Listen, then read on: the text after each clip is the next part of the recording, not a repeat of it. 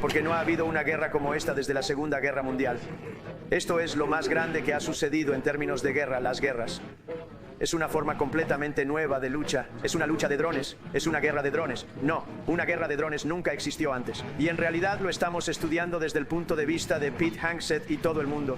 Lo estamos estudiando y estudiando muy cuidadosamente. Es una forma de guerra totalmente nueva. Pero es una guerra violenta y no ha habido nada como esto desde la Segunda Guerra Mundial.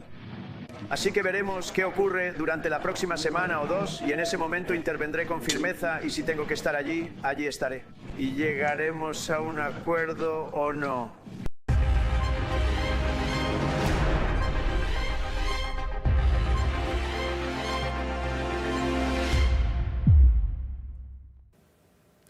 Pues Donald Trump acaba de convertir una conferencia de prensa con el presidente de Corea del Sur en uno de los episodios más caóticos que hemos visto en la política internacional en los últimos meses o en la historia reciente. Vaya, ya nos habíamos acostumbrado a Biden, pero pues sabíamos que Biden ya tenía un pequeño problema cognitivo, pero ahora lo que vemos con Donald Trump es otro nivel. Y no es una exageración. En menos de una hora pasó de hablar de los conflictos históricos en Asia a presumir que él va a resolver la guerra en Ucrania y el conflicto en Gaza en apenas 2 semanas, como ustedes vieron ahí en un pedazo del clip. Le pidió tierras a Corea del Sur. Ahí presente le dijo, pues ya aprovechando el viaje, regálame unas tierritas.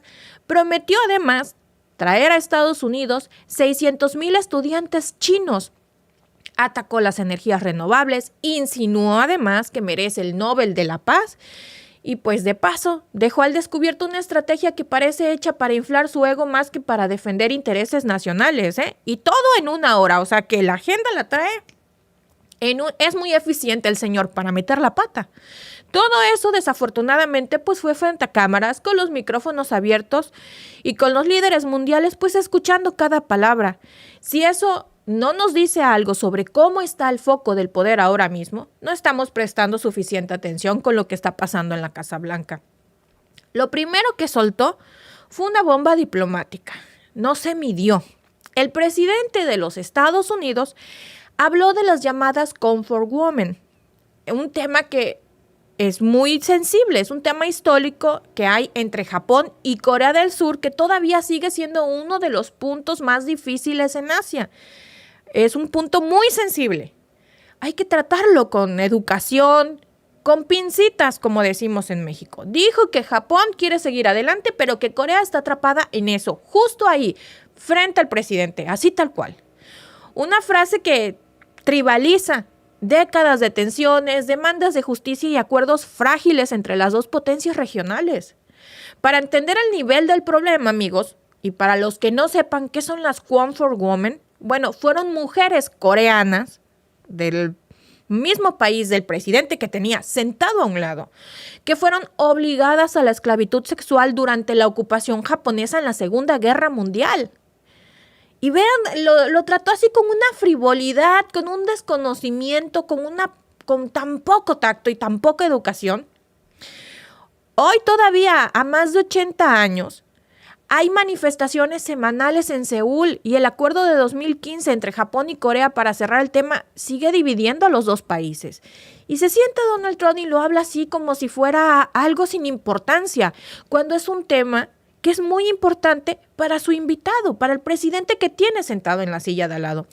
Cuando el presidente de los Estados Unidos, con sus declaraciones, minimiza ese conflicto, manda un mensaje muy peligroso, que Washington no se interesa por la historia ni por las heridas abiertas de sus aliados, que no le interesa tener la mínima educación con el presidente que invita. Y eso en geopolítica se paga caro.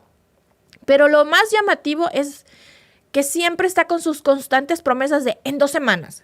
Ese es su timing, como decimos por acá, o como dice Víctor, su timing. 2 semanas para todo. Según Trump, en 2 semanas vamos a saber si hay acuerdo o no entre Ucrania y Rusia. 2 semanas también para terminar la guerra más importante que ha habido en Europa desde 1945. ¿Qué bases tiene para afirmar que en 2 semanas la va a acabar? Ninguna.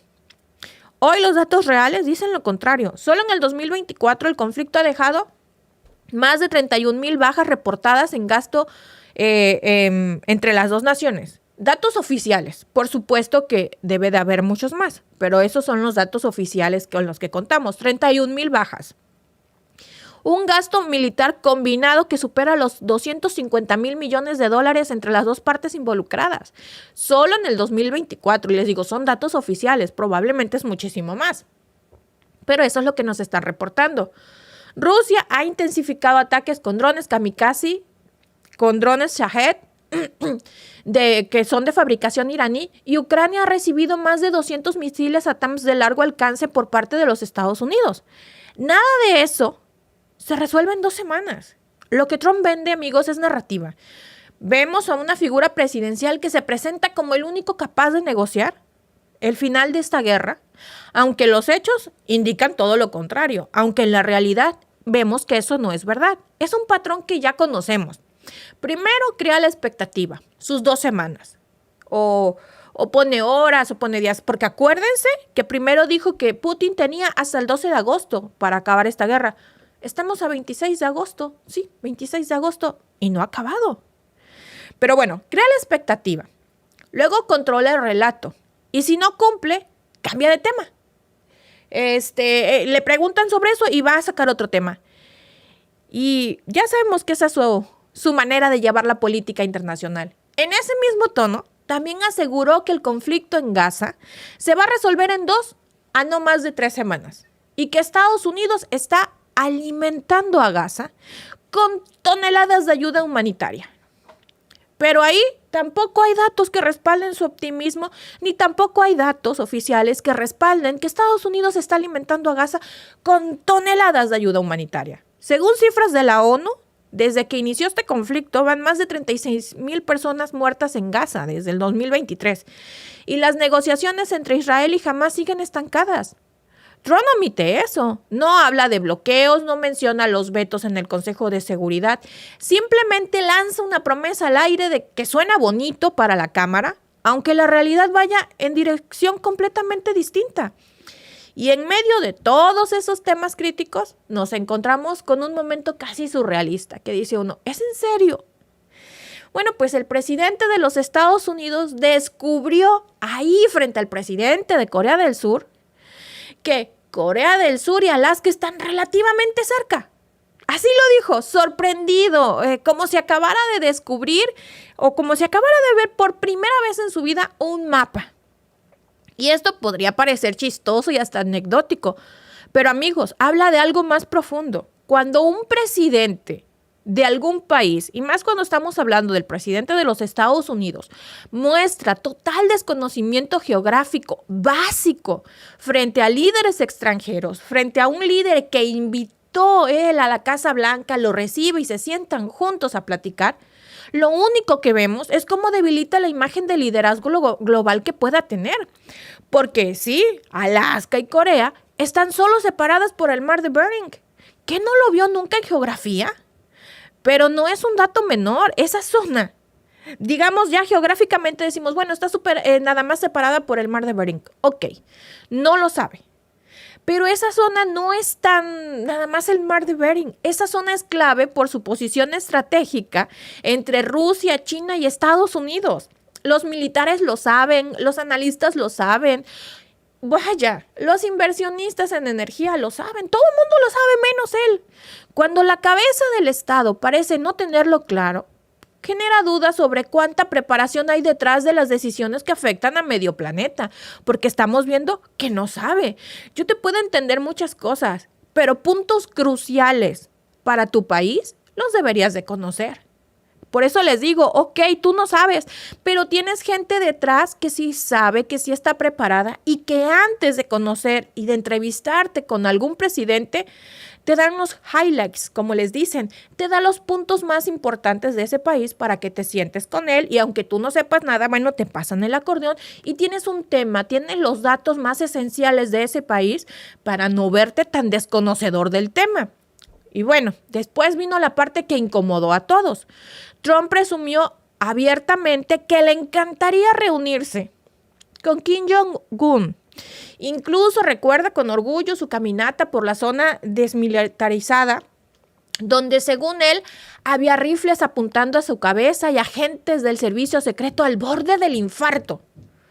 Amigos, más allá de lo teatral, de lo novelesco, de lo pintoresco que quiera hacer su relato, hay un mensaje. Para Trump, la relación con Corea del Norte es un activo personal, no es una estrategia nacional.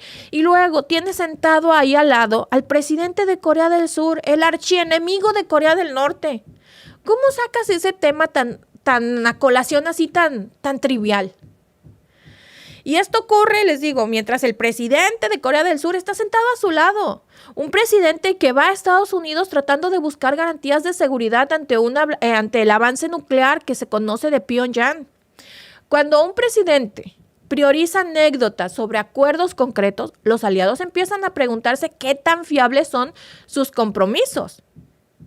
Porque aquí vemos que la importancia era que el presidente de Corea del Sur supiera que él fue y que lo apuntaron. Ya lo sabemos. Todos vimos las fotografías. Fue un hecho histórico.